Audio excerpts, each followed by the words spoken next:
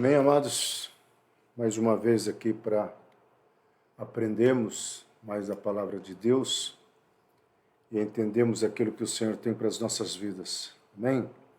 Vamos estar orando. Quem vai pregar hoje vai ser a Tatiana. E a palavra que Deus colocou para a vida dela é como ofertar ao Senhor. Que nós possamos aprender e que seja bênção nas nossas vidas. Amém? Pai querido, mais uma vez queremos declarar o Teu amor, a Tua graça, mais uma vez queremos apresentar esse momento de culto e que a Tua bondade, a Tua sabedoria esteja presente nas nossas vidas. De modo especial sobre a vida da Tatiana, capacitando, trazendo autoridade, para que ela possa transmitir aquilo que o Senhor colocou no coração dela, em nome do Senhor Jesus Cristo. Amém. Glória a Deus, amado.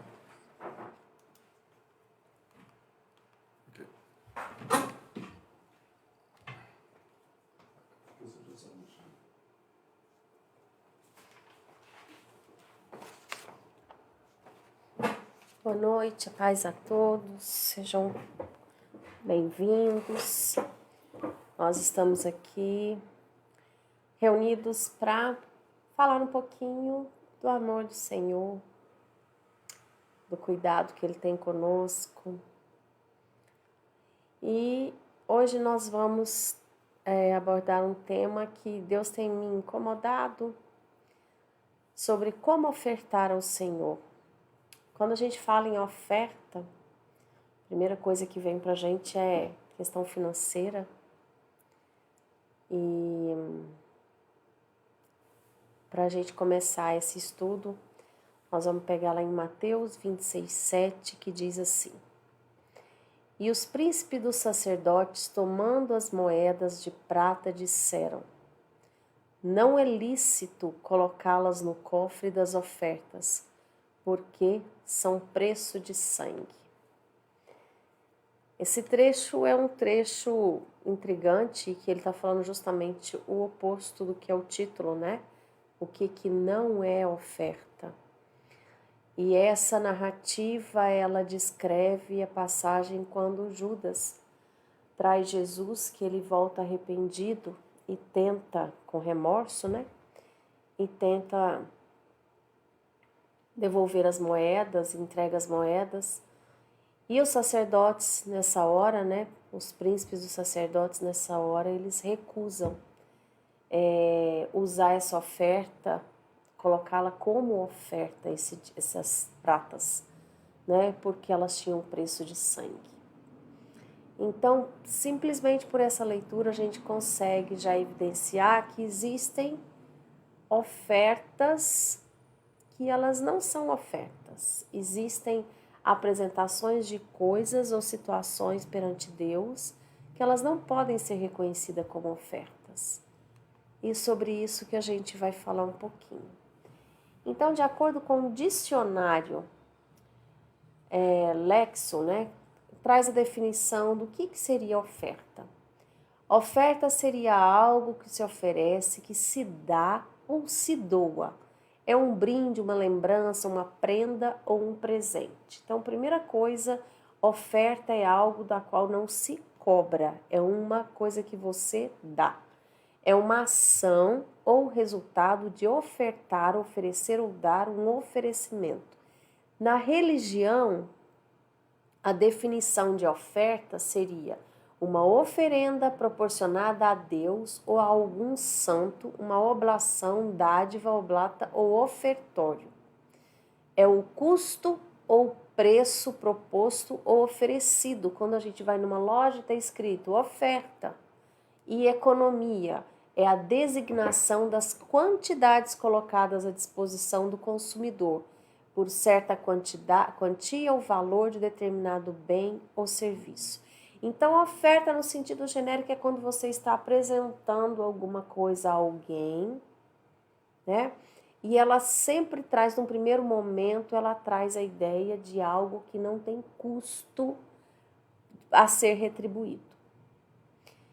Então, essa imagem aí coloca a separação entre uma mão com dinheiro e a outra com coração, já para a gente trazer reflexão que nem sempre a oferta ela quer dizer recurso financeiro. Muito embora todas as definições aqui nos apresentem a indicação de uma coisa, né? Ou de um produto que tem um valor pecuniário, nem sempre essa oferta no sentido religioso, no sentido de uma oferta ao Senhor, ela tem efetivamente um valor pecuniário, então ela tem a ver com o coração. E sobre isso nós vamos refletir. Onde que a Bíblia nos ensina sobre ofertas? No livro de Levítico, nós temos várias identificações, nós estamos citando que não são unicamente nessas situações que há definição de ofertas. Mas o livro de Levítico, ele é muito claro ao indicar, inclusive a dar nome aos diferentes tipos de oferta. No capítulo 1 fala sobre o holocausto, no capítulo 2, oferta de cereal, 3, oferta de comunhão, capítulo 4, oferta pelo pecado, 5, oferta pela culpa. E o cuidado de Deus é tamanho que no capítulo 6 ele fala sobre a regulamentação, as regras, o trâmite, a forma de fazer cada uma dessas ofertas. O holocausto, a de cereal, a oferta do pecado, da culpa e de comunhão. E aí a gente para pensar e fala, meu Deus, mas por que esse rigor? E aí, para isso, nós vamos voltar ainda um pouquinho para a gente lembrar qual que é o primeiro momento que há uma oferta na Bíblia. E ela acontece lá em Adão e Eva, quando eles são expulsos do paraíso, que eles têm os filhos Caim e Abel, e esses filhos resolvem fazer uma oferta ao Senhor. E em Gênesis 4, 3, 6 nos relata o seguinte: E aconteceu ao cabo de dias que Caim trouxe do fruto da terra uma oferta ao Senhor. E Abel também trouxe dos primogênitos das suas ovelhas e da sua gordura, e atentou o Senhor para Abel e para a sua oferta. Mas para Caim e para a sua oferta não atentou. E irou-se Caim fortemente, e descaiu-lhe o semblante. E o Senhor disse a Caim: Por que tiraste? E por que descaiu o teu semblante? Então, amados, vamos observar a seguinte situação. Caim e Abel eram filhos de Adão e Eva que tinham sido expulsos do paraíso. Quer dizer, eles tinham perdido aquela intimidade com Deus. Mas, ainda assim, eles buscavam ao Senhor. E há a primeira indicação clara na palavra de um momento separado para apresentar algo ao Senhor. E há uma diferença muito grande de postura entre Caim e Abel, e todos nós sabemos da consequência disso, que Caim não aceitou essa observação, né? Esse cuidado de Deus em perguntar para ele por que ele estava irado, e ele acabou que ele matou o irmão. Mas isso nos traz a reflexão sobre qual que era a condição dessa oferta que cada um fez. Por que que de um Deus agradou e de outro não? Então isso nos remete àquela figura inicial quando a gente tem ao confronto entre as duas ofertas, que uma tem o dinheiro na mão e a outra tem o coração. Porque nem sempre a oferta ela vai ter um valor pecuniário exatamente. No caso, ela tinha, porque um estava trazendo a oferta da sua colheita e o outro das suas ovelhas. Mas o que realmente que agradou a Deus e desagradou aqui? Foi a postura de cada um. Foi a forma de apresentar, e é curioso notar que Deus se desagradou justamente do primogênito. E ele se irou quando ele viu que a oferta dele não tinha agradado. Isso revela o que, amados? Quando a gente oferta algo de coração, quando a gente oferta algo verdadeiramente, no sentido amoroso, no sentido fraternal, uma entrega genuína, sem reservas, nós nos alegramos e não há inveja porque o outro pode ter agradado mais quando nós estamos em paz conosco mesmos. Quando a nossa postura é para agradar ao Senhor. Porque aqui há uma certa comparação entre eles e até em várias figuras que eu procurei, até bonitinho, que mostravam Abel ajoelhado, e aqui também há essa conotação, mas não tão evidente, e Abel parece que ele está simplesmente buscando atenção para si. Então, amados, primeira coisa que já nos ensina na palavra, no primeiro momento de oferta que há indicação clara na Bíblia, Deus já olha para o que está dentro do nosso coração. Qual que é a intenção, qual que é a forma, qual que é o desejo com aquela oferta. Deus é o Deus que conhece no nosso íntimo e ele lia o coração, ele lia o pensamento do que estava, ele sabia o que ia na alma de Caim e ele sabia que aquela oferta não era exatamente para agradar o Senhor, ele queria negociar ali com Deus, ele queria se apresentar de uma forma que não era a verdadeira forma que existia no seu interior. Deus ensina sobre ofertas. Então, lá em Gênesis, dessa primeira oferta, Caim é o quê? Advertido. Olha aqui o cuidado de Deus. Adão e Eva foram formados em perfeita intimidade com Deus. E quando eles são expulsos do paraíso, Deus ainda estava ali, olhando, cuidando. E quando ele vê que Caim não estava agindo da forma correta, Deus fala com ele. Deus chama a atenção de Caim. Mas Caim não se deixa ser advertido, ele não recebe essa instrução, ele não olha para si mesmo, para a sua fragilidade, para inibir aquela sua intenção, aquela sua ira, aquela sua revolta, inveja.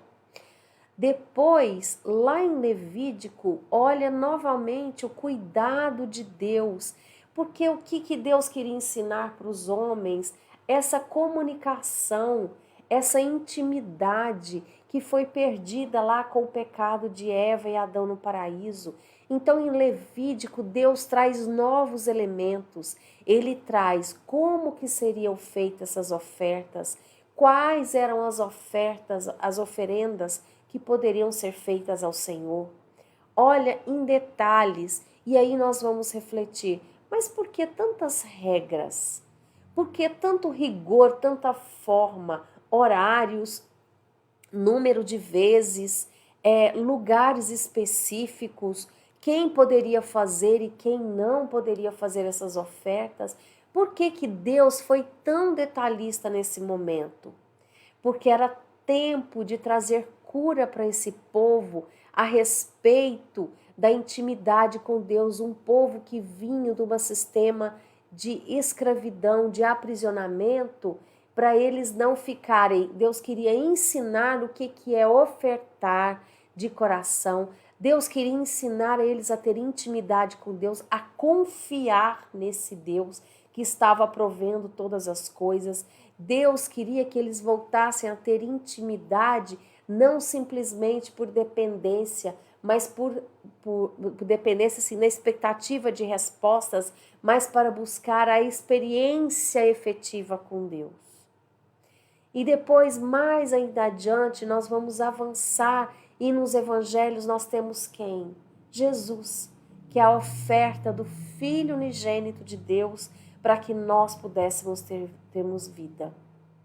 É um evangelho que nos traz uma revelação de uma oferta que é por amor, que é pura redenção, que é pura entrega, que é pura confiança.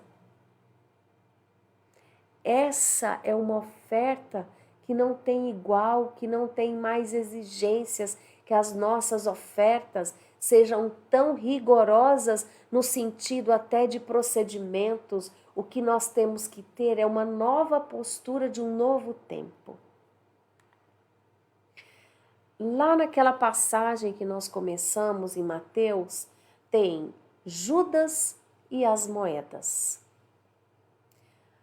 Moedas de prata, elas tinham valor que elas vinham do pagamento da traição de Judas para a entrega de Jesus aos sacerdotes. Quem era Judas? Judas era um dos discípulos. Judas era um daqueles homens que caminhou, ele foi escolhido por Jesus como um dos apóstolos, um dos seus discípulos. Ele foi separado para caminhar e viver ali lado a lado, dia e noite com Jesus, está estabelecendo planos, procedimentos para alcançar vidas, vivendo e vendo milagres acontecer, transformações, vendo o evangelho ser pregado, o amor exalado, a presença que não tem definição para que nós possamos descrever, que a própria palavra fala que não tinha possibilidade de descrever tudo o que Jesus fez. E Judas foi esse que, querendo fazer de toda o seu conceito do procedimento de Jesus, de quem era Jesus, ele o entregou para que houvesse alguma mudança. Ele tinha algumas expectativas, ele não creu na vontade de Deus. E o mais interessante ainda é se nós pegarmos aquela passagem pouco tempo antes, nós vamos ver o que? A figura de uma adoração ao Senhor, um derramar de óleo aos pés do Senhor, que é feita, e Judas estava ali presente também. Olha quantas experiências Judas teve a todo tempo, e ele sai desse momento que ele vê se derramar de óleo de unguento sobre o Senhor ali, e ele já sai para poder tramar, para poder ofertar Cristo aos homens, aos sacerdotes que estavam perseguindo. Mas como que essas moedas e essa quantidade chegaram até Judas? Lá em Mateus 24, 14 e 16, um pouquinho antes do versículo que nós começamos a ler, está escrito assim: então, um dos 12, chamado Judas Iscariotes, foi ter com os príncipes dos sacerdotes e disse: que me quereis dar, e eu vô-lo entregarei? E eles lhe pesaram 30 moedas de prata, e desde então buscava oportunidade para o entregar. Aqui é muito interessante a gente observar ainda que a falta de entendimento de Judas sobre quem era Jesus era tão... O desejo dele de que algo acontecesse segundo o seu entendimento era tão grande que ele buscou uma forma de entregar e ele nem exigiu. Ele recebeu o que foi ofertado para ele. Ele perguntou: o que me quereis dar? Ele se colocou prontamente receptivo a vender Jesus por a oferta que eles quisessem lhe dar. Ele não tinha o menor discernimento do que ele estava realizando ali naquele momento. E esse peso dessas 30 moedas de prata era o peso da perturbação, tanto para os sacerdotes quanto para Judas. Porque os sacerdotes, o que eles queriam? Ficar livres de Jesus. Eles estavam doidos para poder eliminar aquela vida, e veio ali a oportunidade. E para Judas foi a sua verdadeira condenação, porque nós sabemos qual foi o desfecho depois que ele tentou devolver essas moedas, qual foi o destino dele. Então, amados, nós estamos diante de moedas que nós lemos ali no versículo 17, que elas não serviam nem para ser guardadas como ofertas para investimento no reino daqueles sacerdotes, porque eles reconheciam que aquelas ofertas elas tinham uma origem maligna. E os príncipes dos sacerdotes, tomando as moedas de prata, disseram: não é lícito colocá-las no cofre das ofertas, porque são preço de sangue. Então, daqui nós já extraímos algo muito precioso. Não se pode fazer uma oferta de algo que é maligno, de algo que é maldito, de algo que é mal, que é ruim. E olha só que esses sacerdotes, esse dinheiro era deles, eles tinham dado em pagamento a Judas, mas esse dinheiro retornou. Quer dizer, a origem primeira desse dinheiro, dessas moedas de prata, elas não tinham aquele peso, mas a forma como ela foi negociada e retornou, eles sabiam que pesava sobre ela uma maldição. Então, eles tinham pleno conhecimento que aquilo não poderia ser utilizado como oferta. Novamente, nós vamos frisar. Os sacerdotes, eles estavam agindo de forma a perseguir o Filho de Deus, a querer eliminar o Filho de Deus. Eles estavam agindo erradamente. Eles estavam sendo impedimento para a obra, eles estavam tentando impedir a obra de Jesus, né? No entendimento deles. Mas eles se julgavam sabedores da verdade. Eles se julgavam corretos nessa perseguição, mas ainda assim eles sabiam que aquilo não era oferta para ficar naquela igreja, porque havia uma contaminação ali. E o que mais a Bíblia fala sobre ofertas? Lá em Lucas 21, de 1 a 4, nos diz o seguinte: e olhando ele, viu os ricos lançarem as suas ofertas na arca do tesouro, e viu também uma pobre viúva lançar ali 2 pequenas moedas, e disse: em verdade vos digo que lançou mais do que todos esta pobre viúva, porque todos aqueles deitaram para as ofertas de Deus do que lhes sobeja, mas esta, da sua pobreza, deitou todo o sustento que tinha. Vamos deixar de lado essa questão de entregar todo o sustento. O que nós queremos evidenciar aqui, amados, é a questão da intenção, do sacrifício. A oferta ela tem que ter algum vínculo pessoal de forma a trazer revelar algum desvencilhar, algum desprendimento. Porque se eu oferto simplesmente daquilo que me é excesso, qual é a validade concreta dessa oferta? Se é algo que me sobra, que está transbordando na minha vida, isso não vai fazer diferença para mim.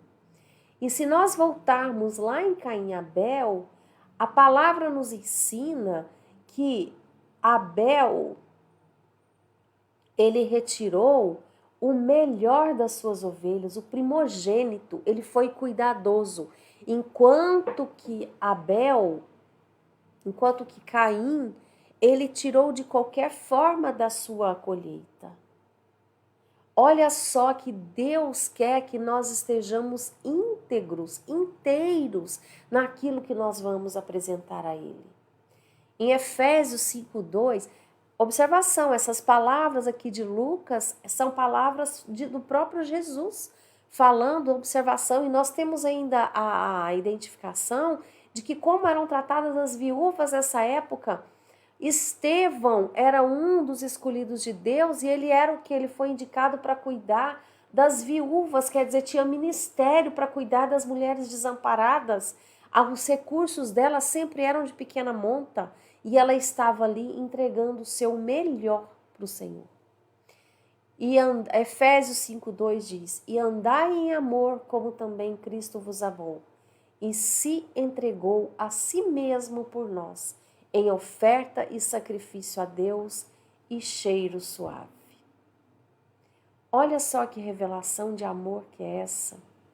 O Cristo que veio para nos salvar, revelar o amor de Deus. Ele foi a própria oferta, ele foi o próprio sacrifício e tinha o que? Cheiro suave, cheiro de santidade, pureza, amor, integridade. Essa é uma oferta verdadeira. Essa é a oferta que hoje não nos exige mais esse tipo de oferta como existia lá no Antigo Testamento.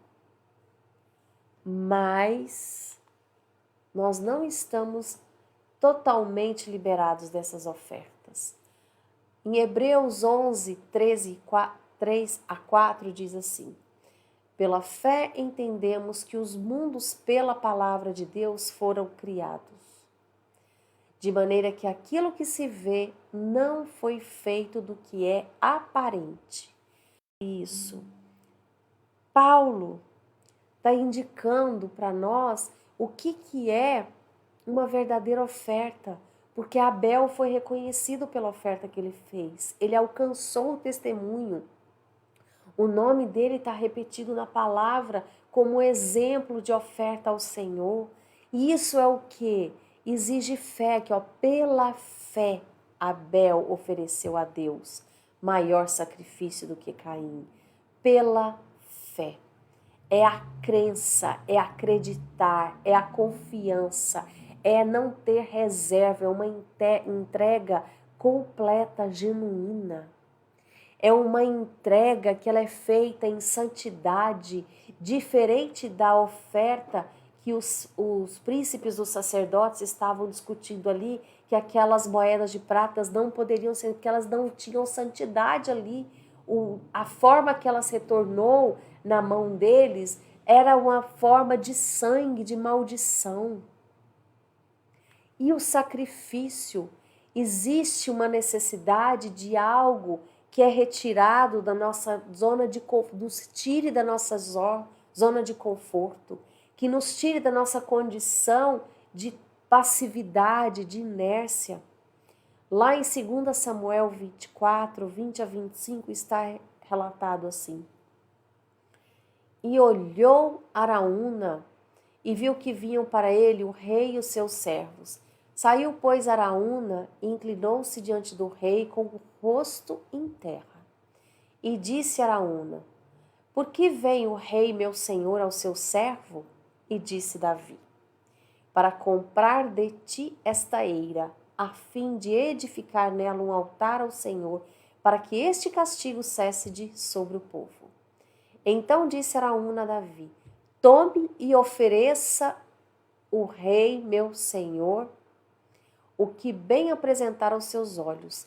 Eis aí bois para o holocausto, e os trilhos e os aparelhos dos bois para a lenha. Tudo isso deu Araúna ao rei. Disse mais Araúna ao rei: o Senhor teu Deus tome prazer em ti. Porém, o rei disse a Araúna: não, mas por preço justo tu comprarei, porque não oferecerei ao Senhor meu Deus holocaustos que não me custem nada. Assim Davi comprou a eira e os bois por 50 siclos de prata. E edificou ali ao Senhor um altar e ofereceu holocaustos e ofertas pacíficas. Assim o Senhor se aplacou para com a terra e cessou aquele castigo de sobre Israel. Vejam aqui, amados, que a palavra nos ensina de Davi, que era um homem segundo o coração de Deus. Ele sabia que fazer uma oferta ao Senhor exige sacrifício, tinha de custar algo. E aqui ele está citando o exemplo de algo que custava sim financeiramente. Mas essa não é a única forma de ofertar. Essa imagem aqui nos mostra como que eram feitas as ofertas do tabernáculo.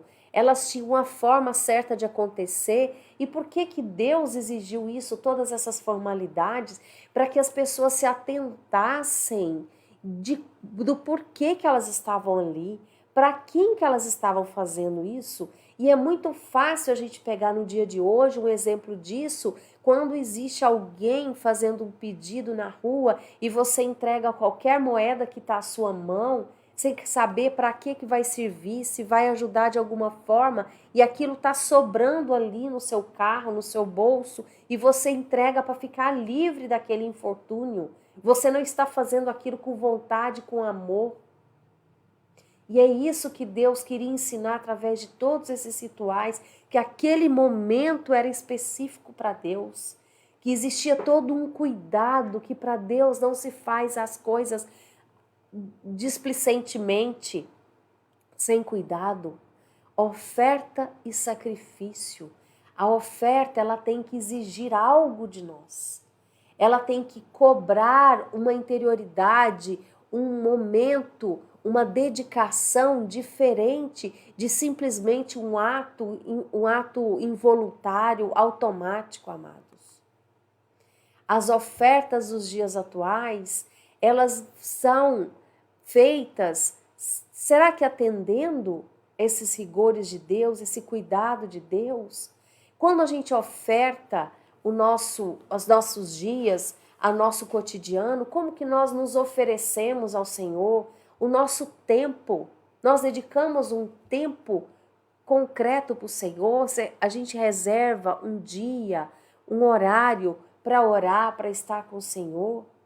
Nós reservamos um tempo de oração. A nossa oração é automática, aquelas orações vãs, de meras repetições, de uma leitura da palavra, sem mínima concentração, sem a mínima reflexão do ensino que está ali. No nosso trabalho, você dedica o seu trabalho ao Senhor, não necessariamente de fazer trabalho voluntário, mas sim de fazer um trabalho para honrar o nome do Senhor. Você tem zelo. Quando você está no trabalho, você agradece e oferta o seu dia a Deus, aquela sua atividade. A família, como nós nos comportamos, como nós nos portamos com os nossos familiares, nós abençoamos, nós declaramos palavras de bênção, nós declaramos o evangelho para nossa família, nós cuidamos em amor, olhamos com ternura, com atenção, com afeição, ou damos respostas atravessadas porque o tempo é curto demais. Os nossos relacionamentos, relacionamento de uma só carne, de amizade, como que nós nos posicionamos para manifestar o amor de Deus, para ofertar esse relacionamento com Deus, como que ele é feito? Ele é com sinceridade ou ele é só no automático? Eu reservo 15 minutos para orar e eu pego a Bíblia, leio ali rapidamente, já cumpri a minha meta diária e estou saindo para a minha rotina? Hoje eu já cumpri as minhas obrigações com Deus. É assim que tem sido os nossos dias? Quais são os projetos? Quando eu trago algum projeto para a minha vida, eu desejo construir algo, eu apresento ele a Deus, eu consulto o Espírito Santo de Deus, eu peço a Jesus para me guiar, para saber como é que eu vou caminhar, se esse projeto está de acordo com a vontade de Deus. O meu trabalho, eu trabalho de coisas que agradam o coração do Senhor. Como que eu oferto o meu dinheiro para Deus? Eu só invisto em coisas que desagradam a Deus? Eu oferto dinheiro na vida das pessoas, para a igreja? Eu invisto no reino, eu invisto na minha vida pessoal, mas para edificar a minha vida, para me trazer mais próxima do Senhor? Amados, todas essas situações, elas são ofertas sim. O problema é se elas estão realmente sendo ofertas de bênção, ofertas reais a Deus. A fé é nossa defesa, a palavra é nossa força. Em Efésios 6, 13 e 19 está escrito assim: portanto, tomai toda a armadura de Deus para que possais resistir no dia mau e, havendo feito tudo, ficar firmes. Estai, pois, firmes, tendo cingidos os vossos lombos com a verdade e vestida a couraça da justiça e calçado os pés na preparação do evangelho da paz. Tomando, sobretudo, o escudo da fé com o qual podereis apagar todos os dardos inflamados do maligno. Amados, até aqui o ensino é para que nós tenhamos os lombos cingidos com a verdade, a couraça da justiça e os pés. São todos juntos, um e outro e outro. E aqui depois muda o texto para falar tomando sobretudo o escudo da fé. Quer dizer, se eu tiver esses 3 requisitos, mas eu não tiver a fé, eu não vou poder caminhar. Essa armadura, ela não está sendo realmente revestida em mim. Porque sem a fé, como que eu vou cingir os meus lombos com a verdade? A verdade é a palavra de Deus. Como que eu vou colocar a couraça da justiça? A justiça é a justiça de Deus, não é a minha justiça. E se não for pela fé, como que eu vou calçar os pés da preparação do evangelho? É pela fé, porque humanamente eu não consigo fazer isso. É sobretudo pela fé.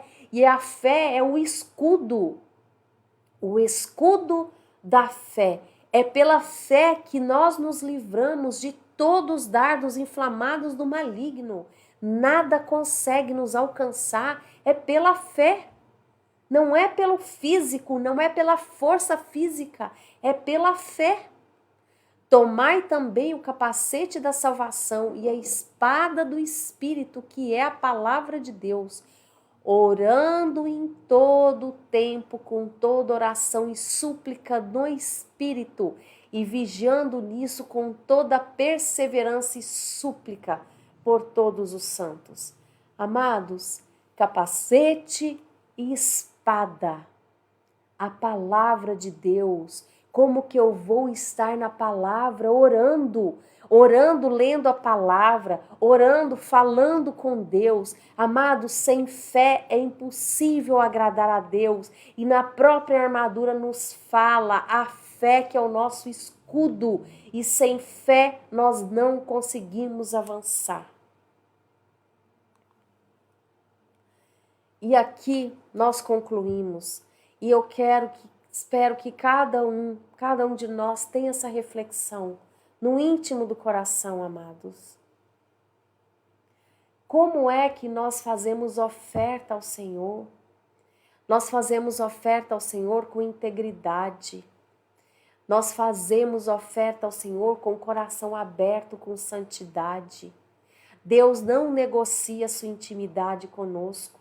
As ofertas que são apresentadas, elas não precisam necessariamente ter valor pecuniário, mas elas precisam ter verdade, elas precisam ter sinceridade, elas precisam nos desnudar e nos colocar com o rosto no chão, nos prostrando diante do Senhor.